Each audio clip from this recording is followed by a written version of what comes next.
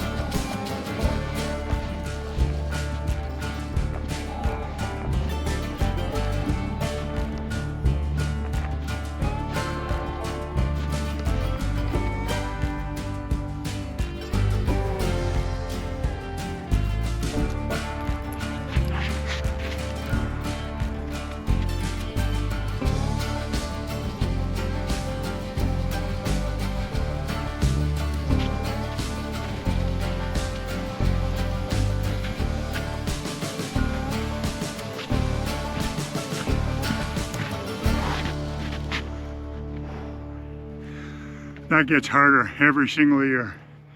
Happy New Year, everybody, and welcome to 2025. You know what? It's been a hard couple weeks here in the Ottawa Valley with regards to temperature. We did have some ice, and then we had about 4 or 5 days of above zero. We lost a lot of that ice, and it kind of made things very difficult to get out safely. My son and I tried last Saturday to get out to one of our local walleye lakes, Lake Clear near Eganville, and we were all set up and prepared for an overnighter. We got out there, we punched our first hole, and we had 4 inches of ice. Now, I don't know about you guys, but I'm not comfortable spending an overnighter on 4 inches of ice. Fishing during the day for a day trip, no problem. I'll do that all day long. Problem was we had 4 inches in one spot, 2 inches in another. Inconsistent ice, and we couldn't find a good 6 to 7 inches, which I'd be comfortable with an overnighter. So we aborted. But guess what, everybody? We're back. Welcome to NTS Adventures. Welcome to the channel, and welcome to ice season 2025. Here I am, the great outdoors in the mighty Ottawa Valley. Beautiful day out here today, going up to about -4 degrees Celsius. Don't even have my heavy duty gear on. Maggie and I are on a little lake here that isn't too far from my house. I know where I can find fish. I fished this lake before, but today I'm going to do something a little different. I got some gear I want to try out. I want to test my level of fitness, which is important for a guy like me.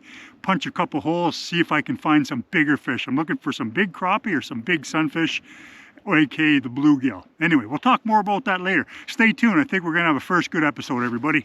Cheers.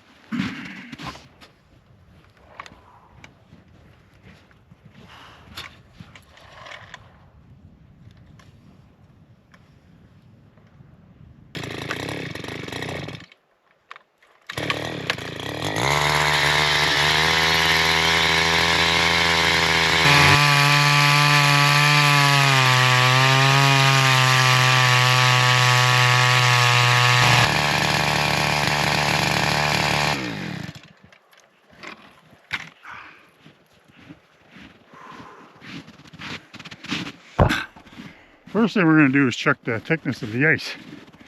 I know a lot of guys will come out here, drop their deucer right away because they're anxious to get a line in the water, and I can appreciate that. But we have priorities here in the interest of safety. Let's take a look. Let's roll this sleeve up here and see what we got. Oh yeah, we're well, my friends. We're sitting at about probably 14, maybe even 15 or 16 inches of ice there. That's a lot of ice. What a difference between this lake and the big lake of Lake Clear that we tried last year. Or sorry, what a difference between this lake and Lake Clear, which my son and I tried last week. But that is a much bigger lake, and it's a much more challenging for the ice to freeze on that lake just because of its size, and it's got a lot of wind hitting it too. Let's see how much water we got here, and then we'll go from there. All right, I don't know if you guys can pick this up or not here, but looking at about 8.5, maybe 9 feet of water. I'm not sure how far my deucer's down, but Maggie's here to Maggie's here to assist me. She's like, "What's going on, Dad?" Anyway, I think I'm going to move down there a little bit. I can see somebody move some snow there. I'd like to get into about 12, maybe 15. It doesn't have to be. These fish are small. We're talking 6, sometimes 8 inches. They'll come right up into this, but I just would be happier if I had a little bit more depth so I can fish a little bit more of the water column, because they will move around like that. And they'll be suspended in all sorts of depths. So we'll see what we can do. We'll move on.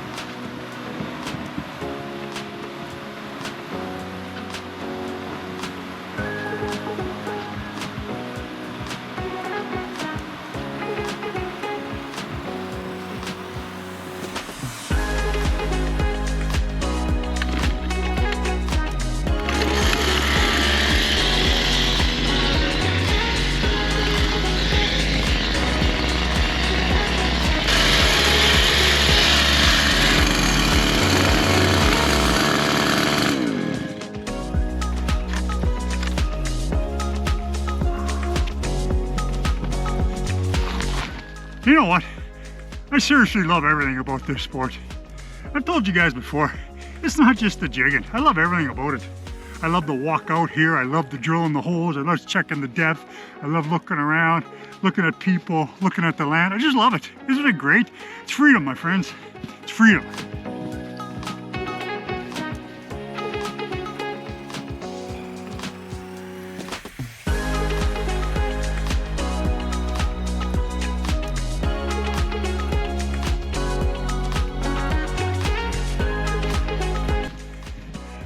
That's the money dip.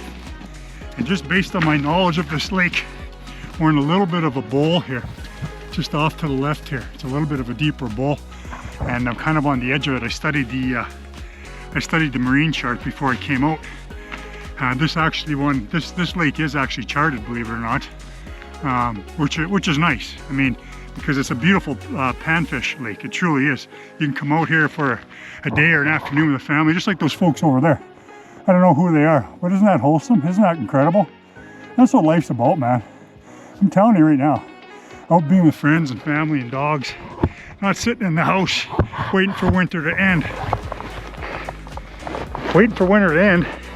Forget that. Get outside, man. There's a such thing as a jacket and mitts, you know. All right, can you tell I'm excited? I'm gonna get this area cleared here and I'm gonna get the hut up and start testing some of my Gucci kit. I'm excited.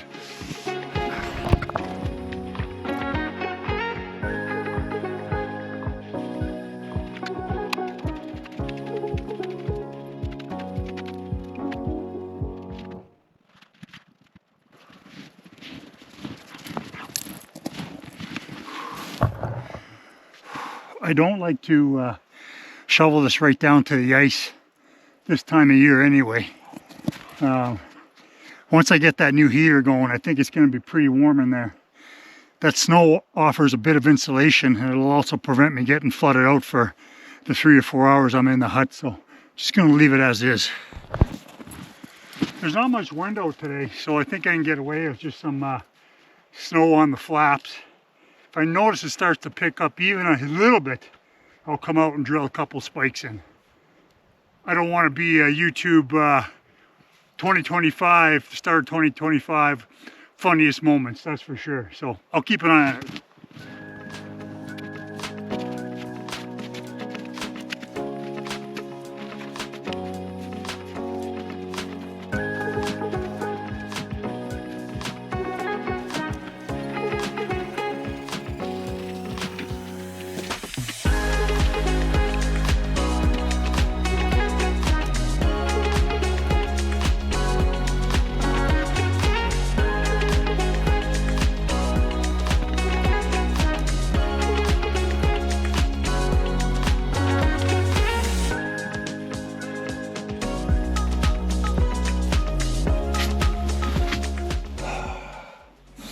Okay, my friends, this is this season's purchase. Thanks for my beautiful wife Annette, of course. Got this Bluetti. This is the AC60 for my 56th birthday, which is coming up. And then I went and bought the Vevor 8 kilowatt diesel heater, the old Chinese heater everybody's talking about. I'm going to come back in and talk about this more once we're all warmed up. But all I can tell you right now is that this AC60, for those of you that have watched my short, can in fact run this diesel heater. I did a test, a real-time test in my garage, and I ran it for 8 hours at various temperatures, and I had, I think it was 38% left. And now, that's of course not a realistic portrayal of how it would work, due to the fact that it was in my garage. It wasn't actually warming up. There were thermostat issues.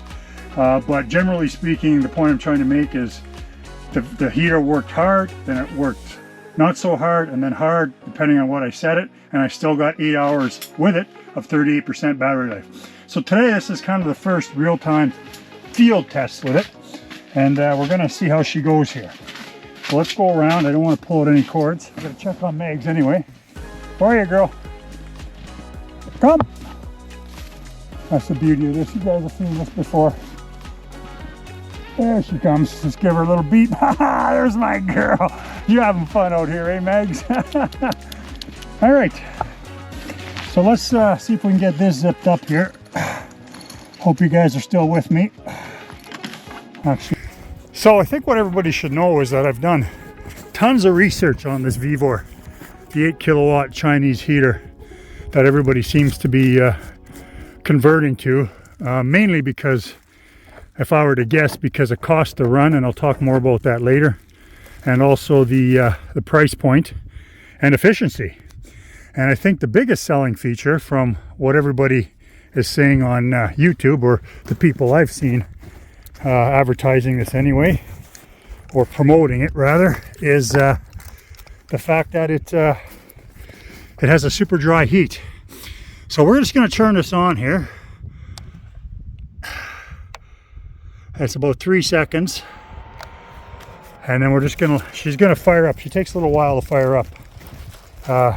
It's basically what happens with this thing. And I'm sorry I'm talking at the same time as I'm doing things. Basically what happens with this thing is there's a glow plug in there. And that's gonna be your biggest draw on your Bluetti or whatever power source you're using. A lot of guys will just use a, hang on a sec, once again. Come! Look at her. Just having a good old time. Come here, my girl. This thing's a saving grace, my friends, I'm telling you. Maggie gets out here and she just loves to explore, I guess like any dog. And I let her go, I do, but I keep an eye on her and I call her back. Come here, my girl. Oh, you're having so much fun, aren't you? Come on, I don't want you to get hit by a snowmobile. There's lots of snowmobiles on the trails today. First day of real good snow, I suppose, and cold enough for those fan-cooled machines to run, if there is such a thing anymore. Anyway, I digress. Let's get back to this. Let's see if this thing is going to fire up.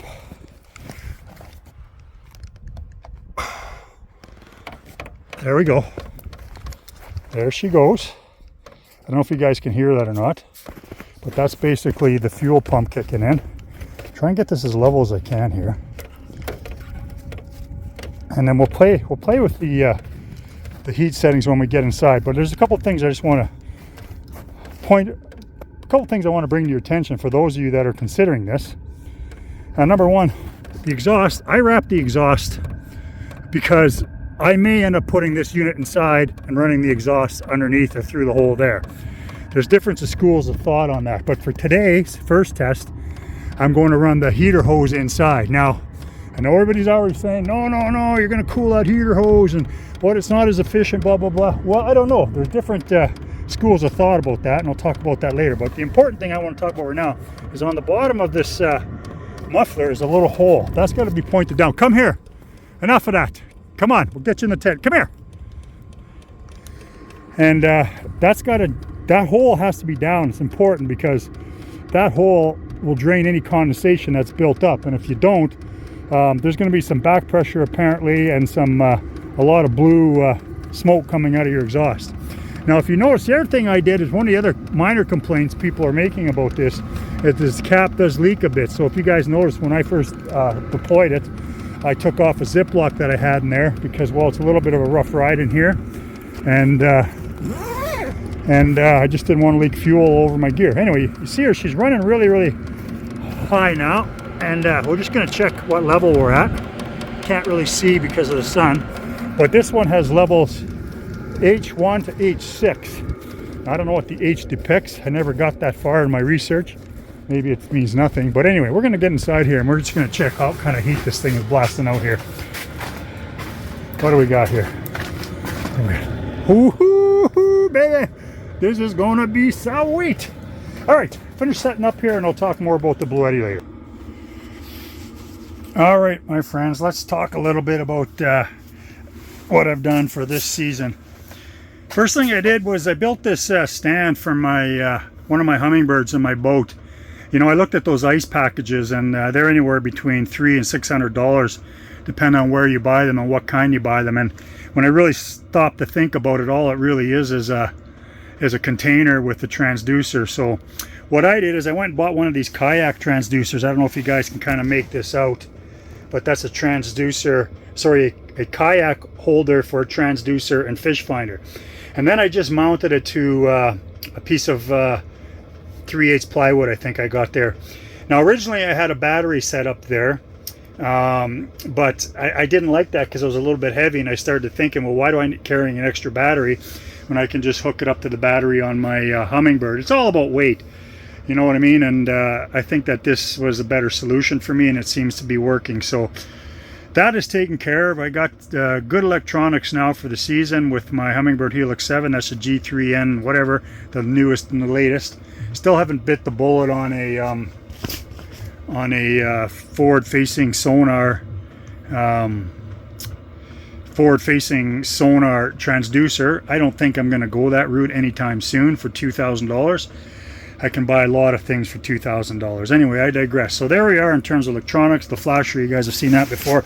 Now let's talk a little bit about the Bluetti before I start fishing here.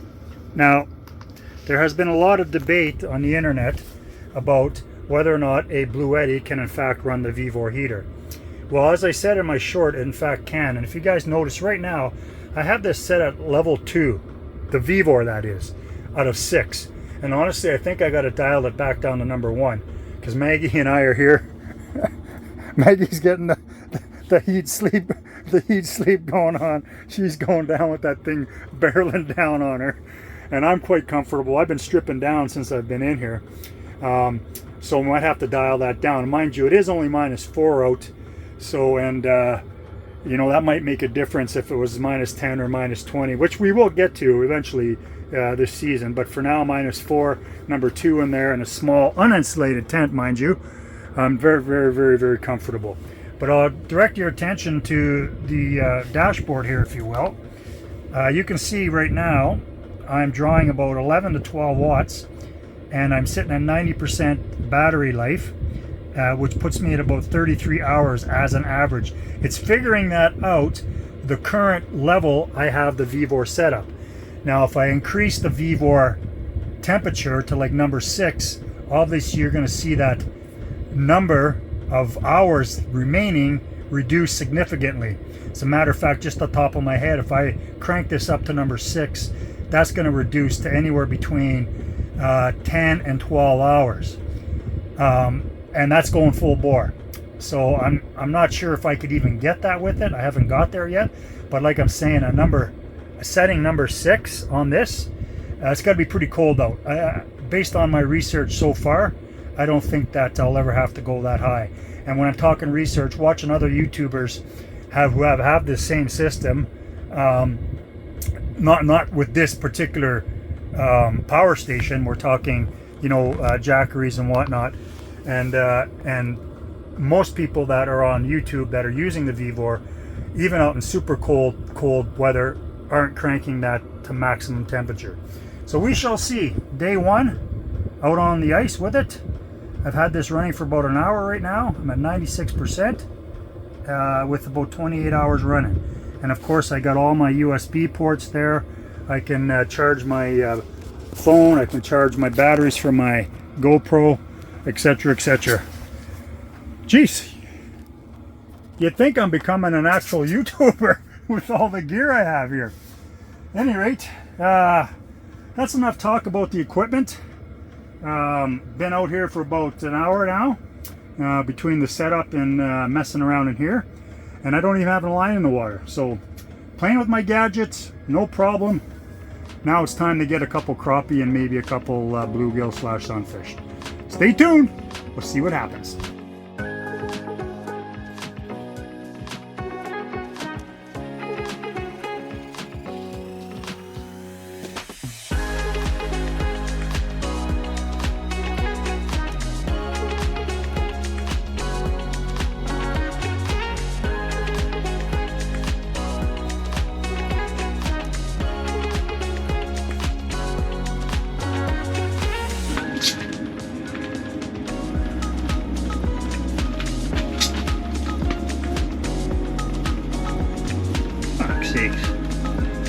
I can just start out here.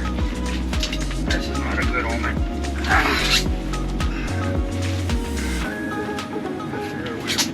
I don't know if you guys can see that, but with these small panfish, They really like really small presentation. This is probably even a little bit too big, but this is going to be my dead stick, so I'm going to have some tension drawn to it, hopefully.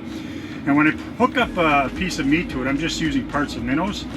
Notice I keep one, I don't know if you guys can make that out, but I keep 2 of the hooks on the treble exposed, and I just put my bait on one of them.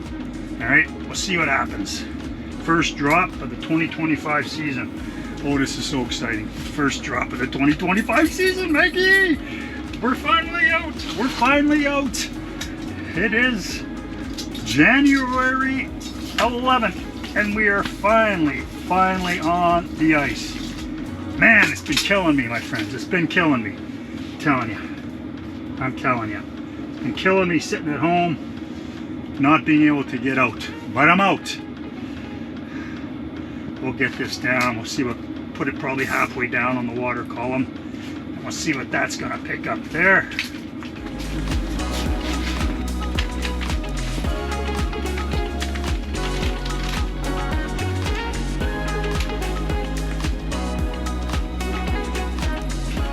That's awful.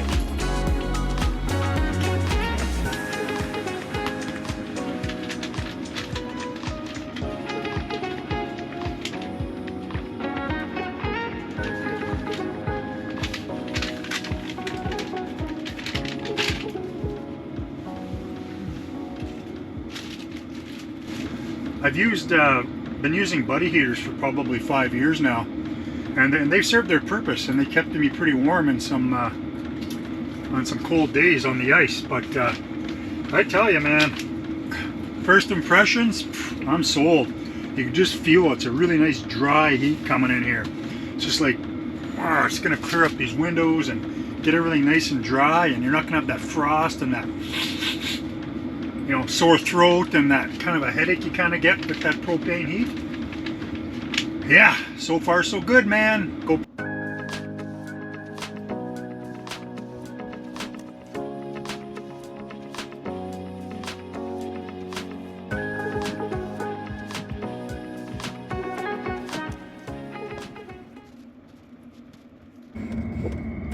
Now, if you guys can probably hear that tick in there. That's the fuel pump. Now, if you go on YouTube, there's a lot of guys that are actually replacing that fuel pump with an aftermarket fuel pump, which apparently quietens it quite a bit. Now, I haven't done that yet. I don't know if I will. And there's also an aftermarket muffler that will help. I have made a cover for this. It's at home. I didn't bring it today because it's a bit weighty, and I wouldn't bring it because I'm not going to be sleeping in here tonight and the ticking won't bug me. But I did make it, and I insulated it with some hood insulation, car hood insulation. I don't know the exact name. It's high heat, but it also dampens the sound. And it does work. It seems to me it does work a little bit, but again, I won't know until next weekend, a week from today. My son and I are going back out to attempt another overnighter, and then I should have a really good review. But I digress. So anyway, here we are. We're about 2 hours of this thing running. It's sitting at number 2. I think what I'm going to do is just crank it up 1, just so I can see what it's going to do.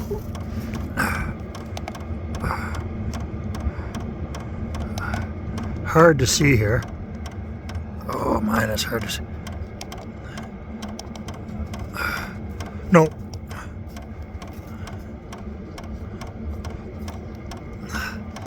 Trying to see the number here. So I've been out here for 2.5 hours. I've drawn about 21% of the life of this. I'm currently at level 3, as stated before, and I got about 17 hours of battery life on there. I charged my phone on there, tried to charge my GoPro, but I didn't have the right cord. But hey, look at this. I'm loving this.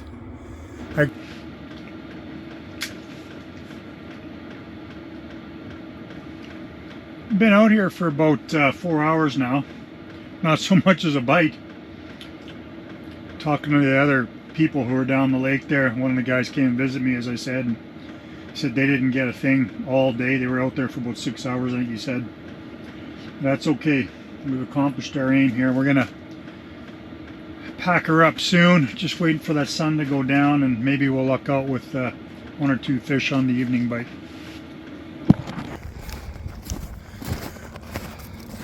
Take you guys down to the shutdown procedure here. There's a couple things that we should pay attention to. Fuel line down here, you can see it, you can't get below 20%. That's a no-no. There's an exclamation mark. I'm not really sure why, so we just follow the rules. I'm sitting at about 40%. This tank was not full when I came out here, by the way. This was about 8 hours running on my other when I had it in the garage, and then combined with today, so that's pretty good considering the price of diesel. Even though it's expensive, it's cheaper than propane, especially if you use those 1 gallon canisters.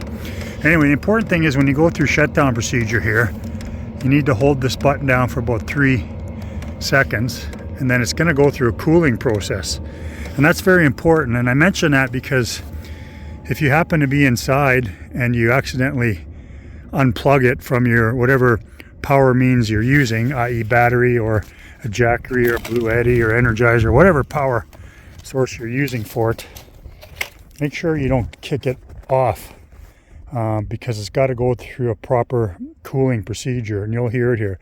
It's the shutdown, and then there's going to be a purge, and it cleans everything out. And if you don't do that, apparently it's a big pain in the ass to get it working and fixed up the way it should be, so it's working properly again, if that makes any sense. I think it's something to do with the buildup of,